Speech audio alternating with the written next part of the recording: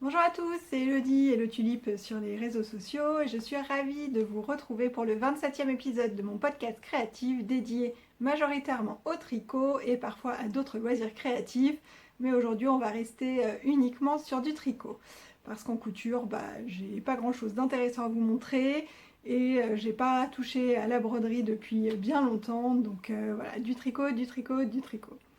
J'espère que vous allez bien. Ici, les petites news, tout va bien. On est en plein milieu des vacances scolaires. On est mardi 23 février. Je suis avec les enfants, mais bon, à leur âge, ils s'occupent quand même un peu tout seuls et normalement, je devrais pouvoir enregistrer un épisode sans être dérangée. Voilà, rien de particulier. On profite des vacances pour faire plein de jeux de société et des petites balades au soleil puisque le soleil est de retour et ça, c'est trop chouette. Ça met un peu de baume au cœur.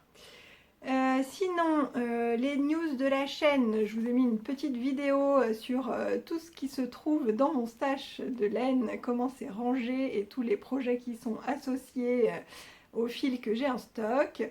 Du coup aujourd'hui je ne vais pas du tout parler de mon stash, même s'il y a 2-3 petites choses qui sont arrivées, mais voilà, je ne vais pas en parler aujourd'hui, tout est dans la vidéo de toute façon.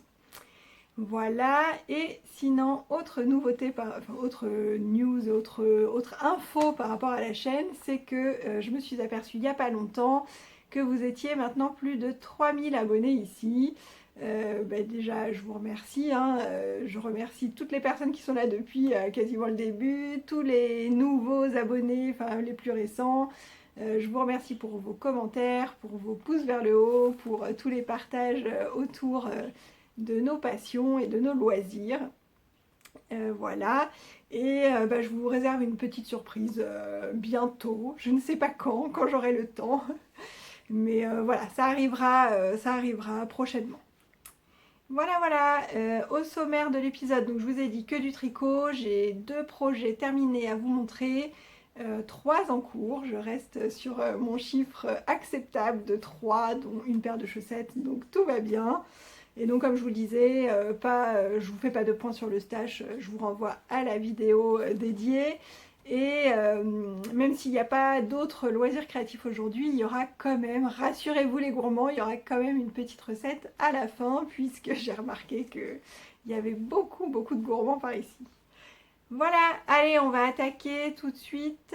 Non, avant de commencer, qu'est-ce que je porte aujourd'hui? Un petit t-shirt manche 3/4, assez ajusté. Voilà. Que j'ai cousu dans un jersey qui vient de la marque Munaso. Et c'est quoi comme modèle? Donc c'est le t-shirt Wanted de Vanessa Pouzet, donc qui a cette forme un peu cintrée, bien ajustée, avec les manches 3/4, mais on peut le faire aussi, il y a 4 longueurs de manches disponibles dans le patron, manche longue, manche 3/4, manche rétro, je crois qu'elle appelle ça, donc au coude, et manche courte. Et en revanche, ce patron, normalement, il a une encolure carrée comme ça. Alors moi, j'ai déjà fait 2 fois avec l'encolure carrée, mais ça reste quand même quelque chose de particulier. Et comme j'avais envie d'en refaire, je me suis dit que j'allais mettre une encolure plus classique, donc ronde. Et c'est l'encolure du t-shirt plantain de Direndo. Voilà. Donc, je le disais, on va attaquer avec les projets terminés.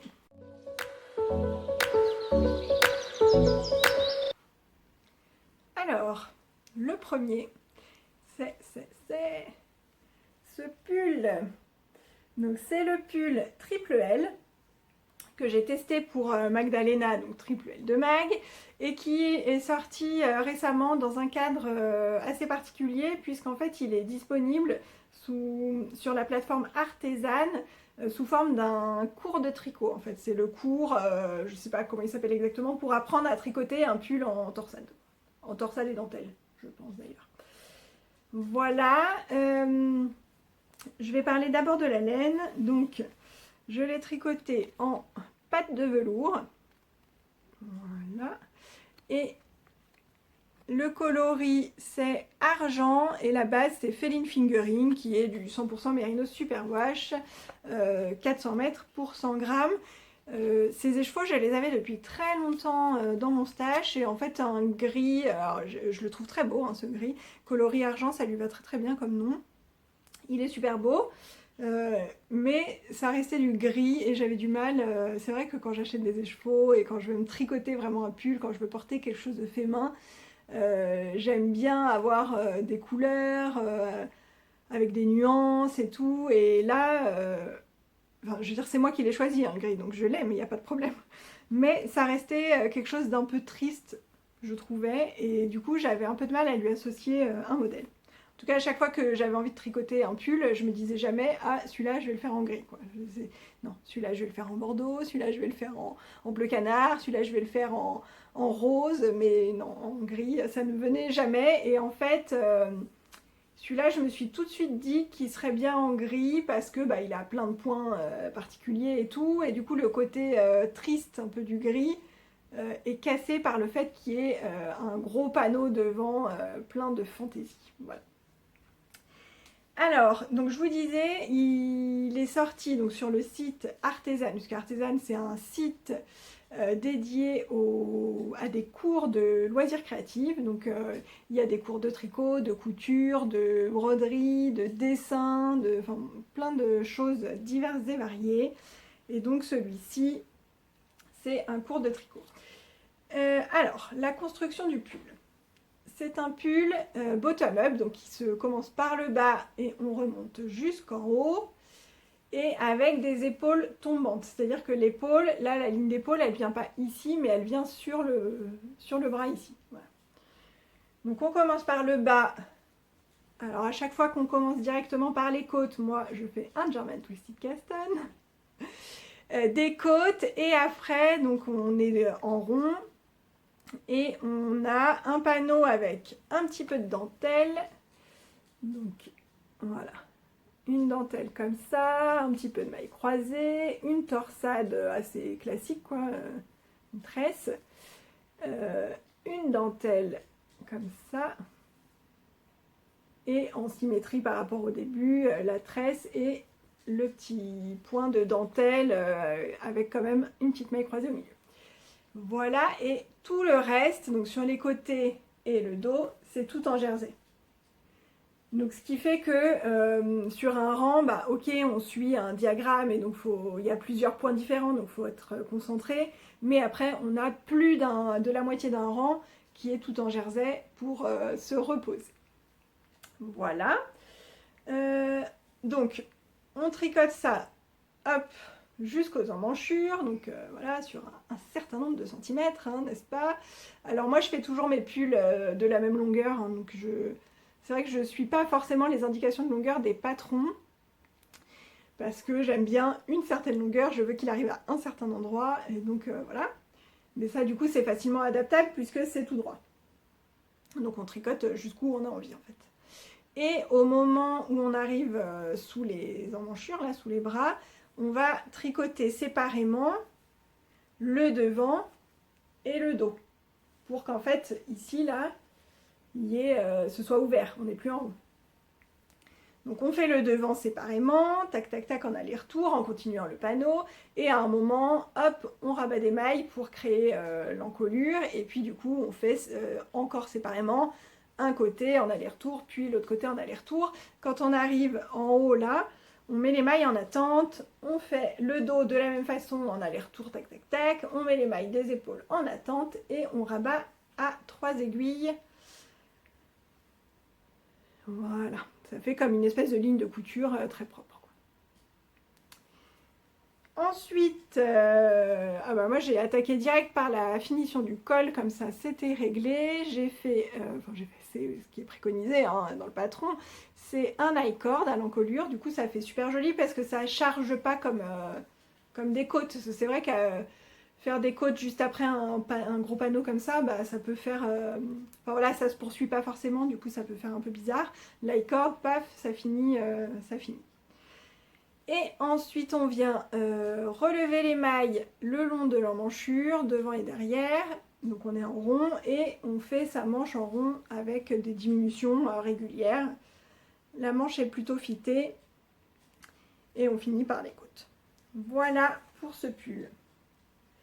Donc le pull il tombe nickel, donc ça je suis contente. J'avoue que je suis partie sans échantillon, ce qui n'est pas terrible pour un test, on est d'accord, mais je commence quand même à bien savoir en fonction de comment est la laine, parce que toutes les fingerings ne se ressemblent pas. Il y a des fingerings un peu plus gonflantes, un peu plus épaisses, des fingerings un petit peu plus retordus, un peu plus fines. Mais quand je vois mon écheveau et quand je vois le fil, comment il est, je me dis, ah celui-là, ça va être un fil que je vais tricoter en 3,25 et qui va me donner 25 mailles. Voilà. Bon, là, c'est ce qui s'est passé. Et j'ai eu un peu peur pendant tout le tricot parce que forcément, avec le panneau devant, avant le blocage, c'est un petit peu ratatiné et après au blocage, ça s'étend et tout va bien. Donc voilà, pas de soucis. Je suis très contente de mon pull, je l'adore, franchement je le trouve trop beau. Pan de velours, c'est une marque dont j'entends pas souvent parler, que je connais pas très bien, mais à chaque fois que je vois passer des laines de cette marque-là, je trouve qu'elle fait vraiment des super jolies couleurs. C'est possible que j'en rachète à un moment parce que j'aime vraiment bien. C'est une fingering assez classique, assez fine. Voilà. Est-ce que j'ai oublié quelque chose? Je ne pense pas.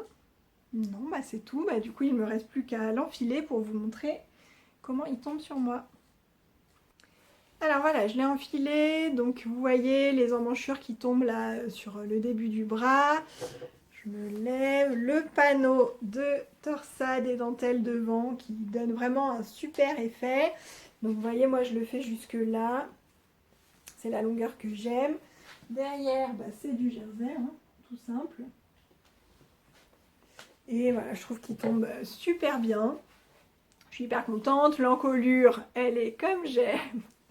Je me demande si j'ai pas... Oui, je crois que j'ai rabattu les mailles un tout petit peu plus tôt que préconisé, comme à chaque fois. C'est une modification maintenant que je fais quasiment systématiquement sur tous les patrons, parce que moi j'aime bien. J'aime pas quand ça vient ici, en fait. Il faut que ce soit un petit peu plus bas. Voilà, les manches, elles sont assez fitées, hein. Voilà. En tout cas, c'est un pull que j'adore. Et du coup, ouais, là, c'est bizarre, il y a une grosse démarcation, alors que vraiment, moi, je la vois pas. Et ça ne correspond même pas à un endroit où j'ai changé des chevaux, donc c'est très étrange. Voilà pour mon pull triple L de maille. Alors, deuxième projet terminé.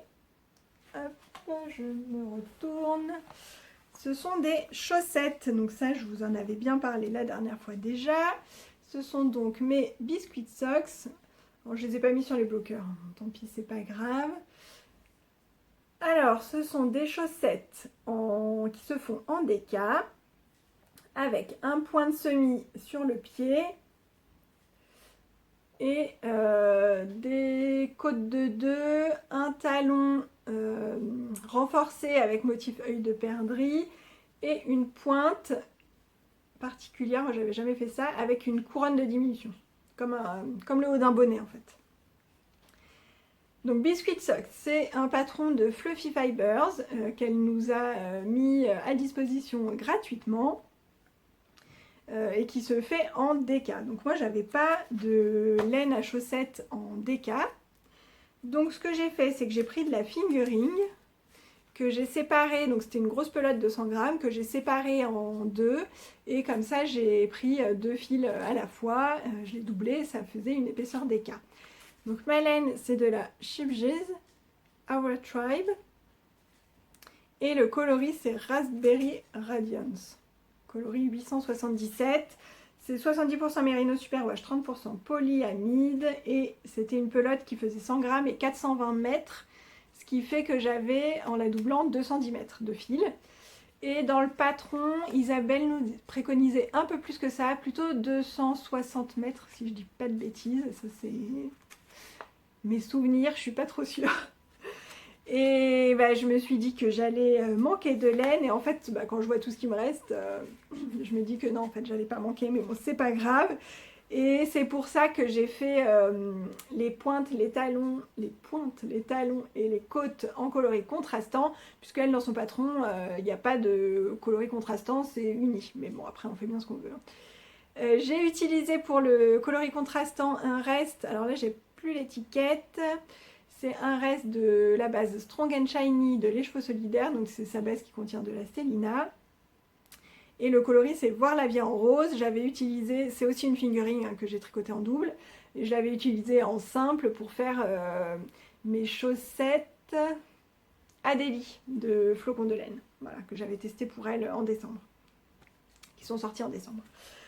Voilà, alors ces chaussettes, je les ai tricotées sur des mini aiguilles 23 cm en 3,25 puisque bah, c'est de la DK, on ne va pas la tricoter en 2,25 ou en 2,5 comme des chaussettes classiques quoi.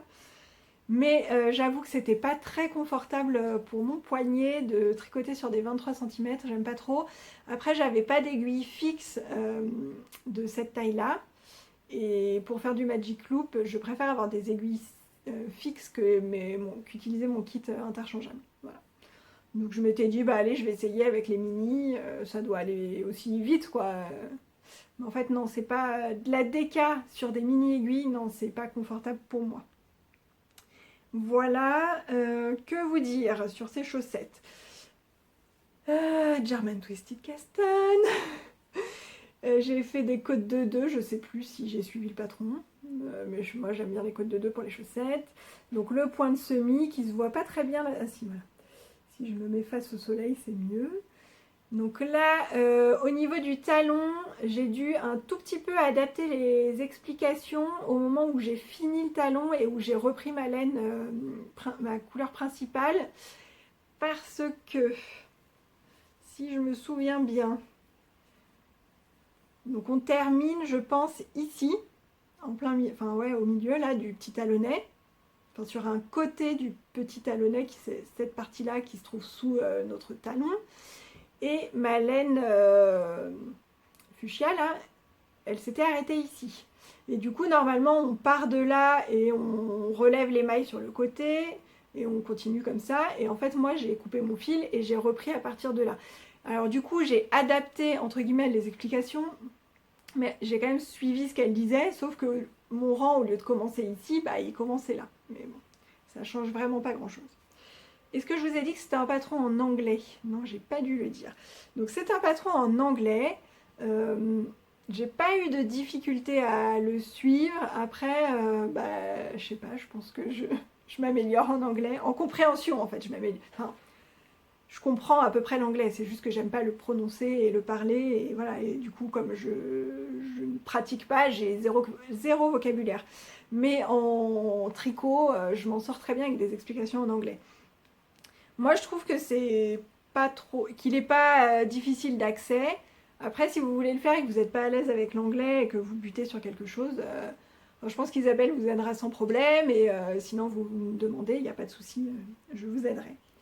Voilà, qu'est-ce que je voulais dire d'autre? Si, au niveau de la pointe, j'avais suivi les indications telles qu'elles étaient sur le patron, et en fait, j'ai défait ma pointe et j'ai recommencé, parce que comme j'ai utilisé un coloris contrastant, j'avais envie que la pointe soit un peu plus haute que ce qu'elle était à la base. Si j'étais restée sur la même couleur, ça m'aurait pas gêné. C'est pas une question de confort, c'est une question esthétique visuelle. Parce qu'en fait là, on fait une série de diminutions qu'elle nous donne, et on l'a fait une fois tous les 2 rangs. Et du coup, je me retrouvais avec une pointe peut-être de cette hauteur-là. Et je trouvais que, quand je les ai passées sur mon pied, je trouvais que c'était trop court. Du coup, j'ai fait mes diminutions au début tous les 3 rangs. Et puis à un moment, j'ai accéléré pour faire tous les 2 rangs, comme préconisé. Ce qui me permet, j'ai dû gagner 1 cm, hein, c'est pas grand-chose, 1 cm de pointe. Mais je trouve que quand on a un bout comme ça en couleur contrastante, c'est plus joli quand c'est un peu plus étendu. Voilà.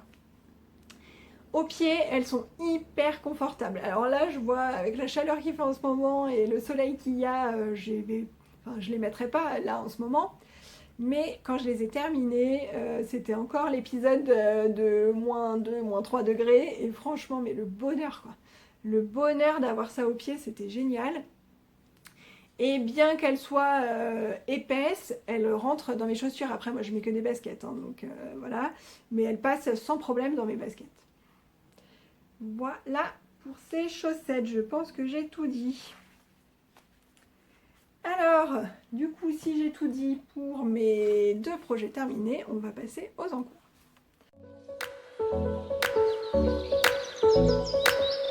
Alors, les encours, j'en ai 3. Mais il y a une paire de chaussettes, ça ne compte pas.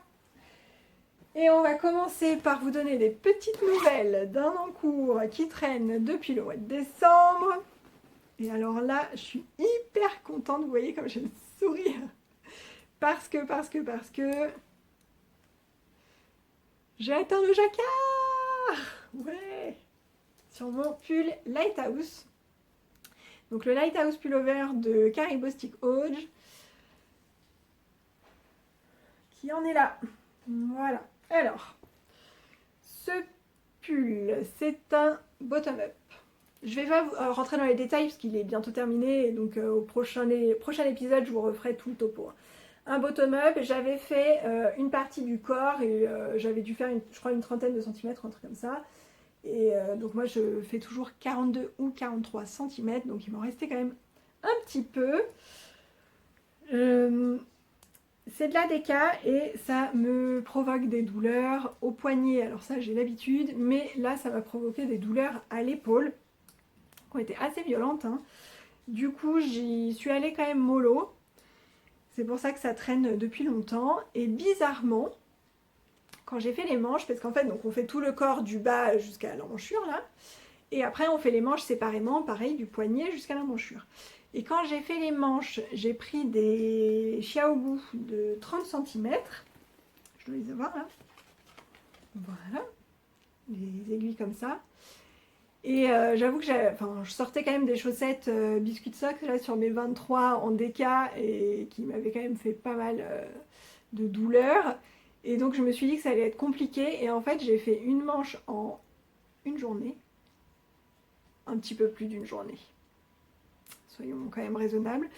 Un tout petit peu plus d'une journée et franchement, mais c'est allé à une vitesse incroyable et aucune douleur. Enfin, franchement, c'était hyper confortable. J'ai un peu halluciné. Surtout qu'on commençait par pas mal de côtes. Donc les côtes, ça resserre un peu. Et du coup, sur les 30, j'avais peur que ce soit pas tout à fait... Enfin, qu'il faille tirer un peu sur les mailles et tout. Et non, c'était nickel. Et là, je suis très contente d'avoir tout remis sur le même câble. Donc vous voyez qu'il y a les ouvertures, l'aération sous les bras là, qu'il faudra fermer par un grafting à la fin. J'ai fait quelques diminutions un peu comme des raglans. Et puis j'ai commencé mon jacquard. Et là je viens d'intégrer ma couleur rouge. Voilà. Je suis trop contente. Il y avait des rangs raccourcis avant de faire le jacquard. Voilà. Alors, pour rappel, je fais ce pull en laine 4 de Peace and Wool. Voilà. Qui est une laine cardée non teinte. Ça, c'est la couleur naturelle, puisque c'est composé à 50% de yak et à 50% de mérinos. Donc c'est pour ça que c'est gris, à cause du yak. Voilà, cette laine, c'est mon frère qui me l'avait offert à Noël, je ne sais plus quand, je ne sais plus lequel, il y a longtemps. Et j'avais 11 pelotes, j'ai sacrifié une pelote que j'ai séparée en deux pour teindre moi-même mes coloris contrastants. Alors là, c'est assez flashy, mais en fait, c'est pas flashy comme ça, hein. Ça, c'est un bleu canard, et ça, c'est un bordeaux, enfin un rouge sombre, qui est moins rouge que ça, en vrai. Et pour le troisième coloris, j'ai pris cette pelote de Fonty Tartan 3, donc qui est du 100% laine lavable en machine, superwash. Et c'est le coloris 2022. C'est un naturel, quoi, écru. Voilà.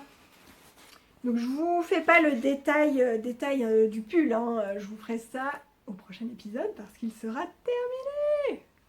Donc il va être terminé au mois de mars avec le retour du soleil. C'est formidable. Un pull en déca, un jacquard en déca. C'est parfait. Donc bah, j'ai envie de dire vivement l'hiver prochain maintenant pour que je puisse le porter. Voilà, donc ça je suis bien contente que ça ait avancé comme ça. Alors, deuxième en cours, une fois que j'ai fini mes biscuits socks, pardon, eh bien j'étais dans une période chaussettes, folie des chaussettes. Et donc, j'ai eu envie de monter une nouvelle paire. Et alors, comment je vous montre ça? Comme ça. Et comme je participe à plusieurs cals chaussettes, donc le cal Crazy Socks 2021 organisé par Cookie la Guerrière, donc sur ce cal-là, il y a un thème tous les 2 mois. On peut tricoter autant de chaussettes qu'on veut, mais elle a en plus ajouté par rapport aux années précédentes un thème tous les 2 mois. Donc le thème de janvier-février, c'était Aglagla, c'était des chaussettes bien chaudes, donc les biscuits socks en déca. Et là, j'attends le thème de mars-avril, et j'avoue que je me souviens plus, c'est peut-être de la dentelle, pour le retour du soleil, justement. Et en parallèle de ce cal, je fais aussi le cal des Miss Chaussettes. Et les Miss Chaussettes, c'est un thème par mois. Donc moi, dans mes 21 envies pour 2021, j'avais dit une paire de chaussettes tous les 2 mois, donc 6 dans l'année, parce que je m'étais dit, voilà, le cal avec un thème tous les 2 mois, ça va bien me motiver à en faire un petit peu, mais j'ai pas envie de faire que ça non plus. Sauf que les Miss Chaussettes, c'est des folles de chaussettes, et qu'elles me donnent plein d'envie. Et en janvier, c'était le thème, c'était des chaussettes qui brillent. Donc moi, j'avais mes biscuits socks, j'avais mis du contrastant avec de la stellina. Et pour février, bah, ça parlait de chaussettes de Saint-Valentin. Et qui c'est qui a un fils qui s'appelle Valentin? Bah, c'est moi. Et qui c'est qui a envie de lui faire une paire de chaussettes? Bah, c'est moi. Voilà, donc je me suis dit, quitte à monter des chaussettes, bah, autant rentrer bien dans le thème du cal et tricoter pour quelqu'un d'autre que pour moi. Ça me fera pas de mal, hein, parce que j'ai un peu le tricot égoïste quand même, faut bien le dire. Alors, je suis allée plonger dans mon stash. J'ai ressorti une grosse pelote comme ça, donc avec des nuances de bleu et de gris. Alors, j'ai une étiquette qui n'est pas tout à fait la bonne, puisque, voilà, ça ressemble à ça, mais en fait je suis quasiment certaine que c'est la même qualité. Donc c'est de la Opal Daydream, je sais plus quoi là, voilà, je vous laisse lire. Du coup le coloris je l'ai pas, mais c'est 420 mètres pour 150 grammes, c'est une pelote de 150 grammes. Du coup c'est pas une fingering, c'est une sport. Et comme c'était une sport et que je tricote pour mon fils, je n'avais absolument aucune idée de la taille d'une chaussette enfant, du nombre de mailles qu'il fallait monter normalement avec une laine fingering classique, encore moins avec une laine plus épaisse. Donc je suis partie mais complètement à l'aveugle. J'ai pris mes aiguilles de 2,5 plutôt que de 25 puisque la laine est un peu plus épaisse. Mais j'ai quand même fait les côtes en 2,25. Je sais pas pourquoi j'avais envie. En fait j'ai fait mon montage German Twisted Castan sur les 2,5. J'ai fait les côtes en 2,25 et je suis repassée en 2,5 juste après. Voilà. Je suis pas de patron, hein, je suis partie, comme je vous dis, complètement à l'arrache. C'est tout en jersey, vu que la laine, voilà, elle fait des rayures toute seule. Je vous montre celle qui est finie, c'est peut-être plus simple comme ça. Voilà ce que ça donne. Et après pour le talon, j'ai monté 48 mailles, comme ça, au hasard, pour voir ce que ça donnait. Je lui ai essayé, ça passait, je me suis dit c'est bon. Ça passait juste quoi. Mais bon, moi personnellement j'aime bien quand les chaussettes elles me serrent, donc je fais pareil pour lui. Et je me suis dit qu'avec le blocage, je pouvais toujours gagner un petit centimètre si besoin. Et comme j'avais 48 mailles comme mes biscuits socks, je me suis dit que j'allais suivre les explications du talon des biscuits socks. Comme ça, c'est réglé, j'ai pas besoin de me casser la tête. Et en revanche, au niveau du talon renforcé, j'ai fait le talon renforcé classique. Du coup, mes mailles glissées, elles sont alignées et pas décalées en quinconce pour faire le motif œil de perdrix. Voilà. Et puis après, bah, j'ai mesuré comme ça, sur lui directement, puisque je ne savais pas la taille d'un pied pour une pointure de 33, pour une pointure 33. Et entre-temps, une gentille personne qui passe par là et que je remercie à nouveau, m'a offert la Soccer Rule taille enfant. Donc c'est une petite, j'aurais pu la prendre, je n'y ai pas pensé. C'est une petite règle en bois avec une pointe au bout qui permet de mesurer en fait le pied et on sait exactement où est-ce qu'on doit s'arrêter pour faire le talon. Donc quand on part de la pointe par exemple, c'est pratique.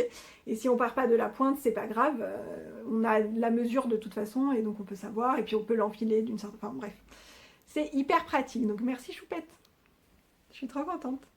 Voilà, voilà.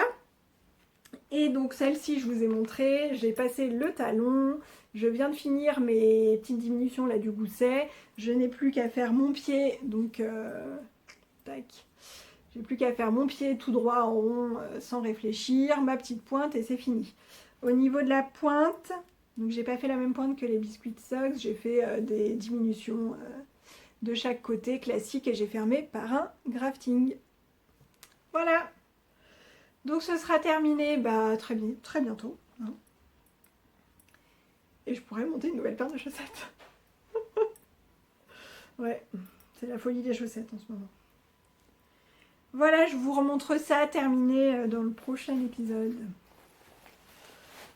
Et enfin, troisième en cours. Troisième en cours, c'est un nouveau pull. Puisque Cookie la guerrière, Layla, qui fait le cal Crazy Socks, organise aussi tout au long de l'année un cal, enfin plusieurs cals qui durent 3 mois à chaque fois, autour de créatrices françaises, ou francophones en tout cas. Et là, de janvier à mars, c'était Marie-Amélie.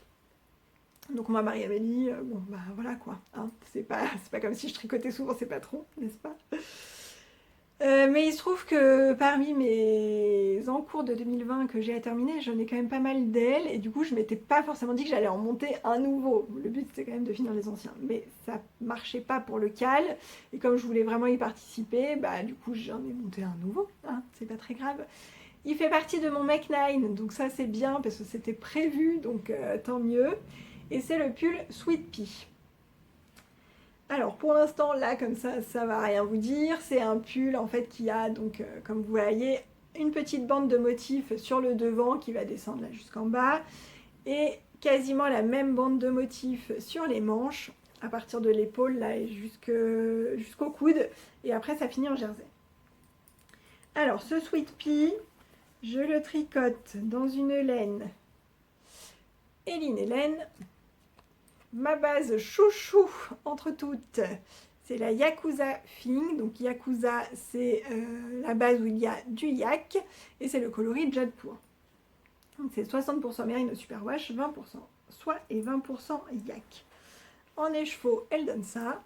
Donc c'est un bleu marine, mais comme c'est sur la base yak qui est un peu naturellement grisé, ça donne... enfin moi je trouve que ça se rapproche d'un bleu jean. Un jean foncé quoi. J'aime beaucoup, beaucoup, beaucoup. Et tricoter, voilà, ça donne ça. Je trouve qu'il y a pas mal de nuances dans la laine qui se voient pas sur les chevaux en fait. Et une fois qu'on la tricote, bah, je trouve que c'est vraiment super joli. Alors ce pull, au départ, il n'est pas de tout repos à tricoter. C'est une construction assez particulière que je n'avais jamais faite. Puisqu'en fait, ça va donner l'impression que ce sont des manches montées. Alors que c'est un principe de raglan, c'est-à-dire qu'on va faire des augmentations à certains endroits pour créer la forme du pull. Notamment donc derrière, on fait beaucoup d'augmentations sur le dos là, contrairement à un raglan où ça part plus comme ça, en diagonale. Là c'est presque, enfin voilà, c'est presque à plat la ligne d'augmentation, donc ça va bien suivre la ligne de l'épaule. On fait tout de suite en fait la dentelle sur le haut de la manche. Donc au début on travaille que le dos et les épaules. La dentelle, de très fortes augmentations sur les côtés du dos et la dentelle de l'autre côté. Et à un moment, on vient relever des mailles pour le devant le long de la dentelle ici. Et on remet tout sur la même aiguille. Et là, on continue à faire des augmentations, mais différemment. Et du coup, on va descendre comme ça, ce qui va donner l'impression qu'en fait, on a des manches montées. Donc comme c'est pas les mêmes augmentations que sur un raglan, c'était... Enfin, c'est moins instinctif, parce que c'est pas une construction qu'on voit tous les jours. Du coup, c'était pas hyper instinctif. Moi, avec les raglans, bah, j'ai mes marqueurs, et voilà, je sais très bien qu'avant le marqueur, on fait telle augmentation, après le marqueur, on fait telle augmentation. Là, c'est différent, puisque parfois, on doit augmenter, et parfois non. Voilà. C'était un petit peu moins reposant qu'un raglan classique. Mais là, je suis enfin arrivée à un stade où ça y est, c'est bon. Et puis on a un diagramme pour les manches, un diagramme pour le devant, qui ne sont pas exactement les mêmes. C'est très similaire, mais c'est pas exactement les mêmes. Et on n'est pas sur un même rang. Là, je suis pas sur le même rang de diagramme sur les manches et sur le devant. Donc ça veut dire que j'ai mes explications écrites de ce qu'il faut faire, les augmentations et tout. Une feuille où il y a un diagramme manche, une feuille où il y a un diagramme corps. Du coup, j'ai 3 feuilles, il faut que je suive, voilà. Et puis, bah, comme je venais tout juste de commencer le devant, enfin voilà, il fallait bien que je suive rang après rang, etc., etc. Là, ça commence à être pas mal, ça commence à mieux rouler. Je suis sur une partie où justement j'ai un peu fini cette partie-là qui descend, et je suis sur une partie d'augmentation classique raglan, en fait. Comme si mon raglan était parti de là et que j'avais fait ça et que j'en étais là, quoi. Donc c'est beaucoup plus simple, beaucoup plus reposant. Et en fait là je crois qu'il me reste une dizaine de rangs avant de séparer les manches du corps, donc je suis trop contente. J'avais un peu peur parce que ces écheveaux ils font 366 mètres et pas 400. Et j'ai 3 écheveaux, hein, parce qu'habituellement moi je fais 3 écheveaux de fingering, ça me fait un pull. Parfois, il me reste 10-15 grammes et parfois, je vais vraiment jusqu'au bout. J'ai du mal à comprendre en fait quel type de point mange beaucoup, quel type de point ne mange pas trop. Là, il y a des petites noppes sur le motif là, de dentelle. Vous voyez ici, là, il y a un rond de nopp. Et là, c'est de la dentelle, hein, on ne voit pas parce que voilà. Là, on voit mieux. Et comme il y a des noppes, bah, je me suis dit ça va manger un peu plus, mais en même temps, il y en a très peu. Hein. Il y a un rang là, un rang, ça doit être quoi, 20 et quelques rangs plus tard, etc. Donc ça va. Et en fait, je vais arriver à la séparation et il me reste encore tout ça de mon premier écheveau. Donc, alors qu'habituellement, je fais la séparation, peut-être 5 cm et je change d'écheveau. Donc finalement, ça va. Après, l'encolure est assez dégagée, je trouve, donc c'est peut-être pour ça. Je ne saurais pas trop l'expliquer. Voilà, en tout cas, c'est un pull que je vais adorer. J'adore la couleur, j'adore le motif. Ça fait pas partie de ces designs les plus populaires et enfin, ça fait pas partie de ceux qui ont été le plus tricotés. Mais moi, j'aime beaucoup, beaucoup, beaucoup ce motif. Voilà pour cet encours. J'ai beaucoup parlé.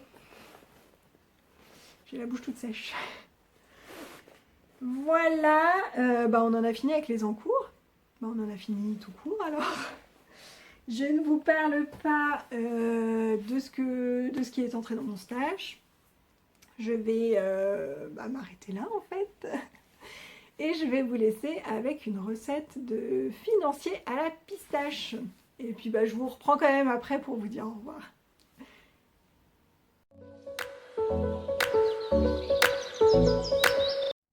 Hello les gourmands, on se retrouve aujourd'hui pour une recette de financier. Ce sont des petits gâteaux tout moelleux à base de blanc d'œuf.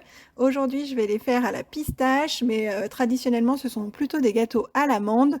Et après on peut faire avec ce qu'on a sous la main, que ce soit amande, pistache, noisette, ça fonctionne très bien. Je vous mets la liste des ingrédients à l'écran et vous aurez aussi besoin d'un moule à financier. Alors souvent c'est en silicone avec des empreintes rectangulaires, moi je n'en ai pas, donc j'ai pris un moule avec des empreintes rondes et ça fonctionne très bien aussi. Alors comme d'habitude, on commence par préchauffer le four à 180 degrés et là je vais m'attaquer aux pistaches. Donc si vous faites la version amande ou noisette, vous achetez directement des amandes ou des noisettes en poudre dans le commerce, c'est pratique. Pour les pistaches, je n'en trouve pas, donc je prends des pistaches décortiquées non salées que je réduis en poudre dans le mixeur. J'essaye de faire une poudre assez fine. Ensuite, on va s'occuper du beurre. Donc on le coupe en morceaux, on le met dans la casserole et on va le mettre à fondre sur feu doux. Donc le but c'est de le cuire noisette, c'est-à-dire qu'il va dorer légèrement et surtout qu'il va prendre un petit goût et vous allez sentir une petite odeur de noisette, c'est ce qui va donner tout le goût au financier, donc c'est l'étape très importante. Pendant que le beurre est en train de fondre, on va prendre nos blancs d'œufs et on va les fouetter, mais alors à la main. Le but c'est pas de les monter en neige, c'est juste de les rendre un petit peu mousseux. Et puis on va y incorporer le sucre glace, la farine et enfin notre poudre de pistache. Et puis là, on va mélanger tranquillement pour bien incorporer tout ça. Ensuite, on va retourner s'occuper du beurre. Donc là, il a bien fondu, il est en train de dorer et de grésiller. Et en fait, il faut bien l'écouter, il est en train de chanter. Je vais vous remettre le son de la vidéo.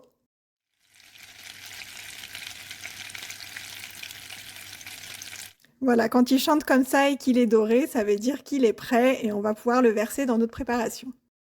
Donc on verse le beurre à travers une passoire fine pour éliminer les petits résidus de brûlé qui étaient au fond de la casserole.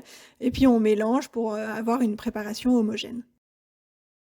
Il ne reste plus qu'à verser la pâte dans les petites empreintes. Alors moi j'ai un ustensile super pratique qui permet de ne pas verser à la cuillère et d'en mettre plein partout. Mais sinon vous remplissez à la cuillère, ça marche aussi bien, c'est juste un petit peu plus long. Et on va pouvoir mettre notre plaque au four. Alors, si vous avez un moule à financier classique, les empreintes sont un peu plus grosses, donc vous laissez 15 minutes. Si vous avez des empreintes un peu plus petites comme les miennes, vous laissez 10 à 12 minutes maximum, sinon ce sera trop cuit. Voilà, les financiers sont prêts, vous les laissez refroidir avant de les démouler et il ne me reste plus qu'à vous souhaiter un très bon appétit. À bientôt!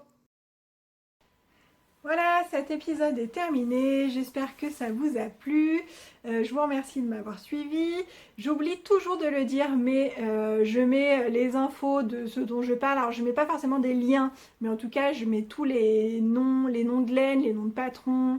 La recette également, je l'écris juste en dessous, là, dans la barre de description. Il faut appuyer pour faire dérouler les infos. Mais tout est écrit en dessous parce que je sais bien que parfois on écoute un peu d'une oreille, on suit pas trop, et puis d'un coup, ah bah mince, elle a dit non et c'est trop tard. Non, c'est pas trop tard, c'est écrit, pas de souci.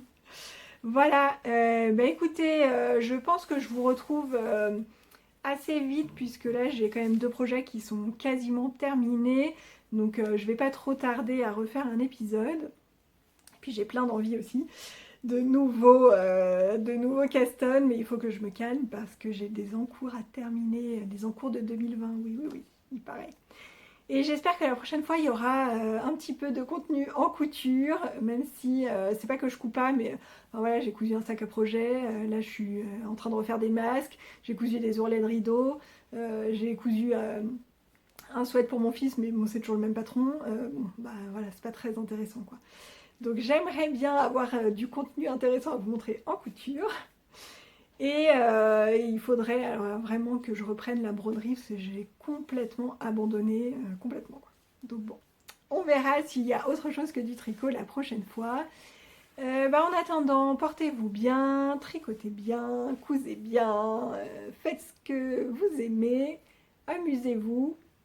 Et puis je vous dis à très bientôt. Salut!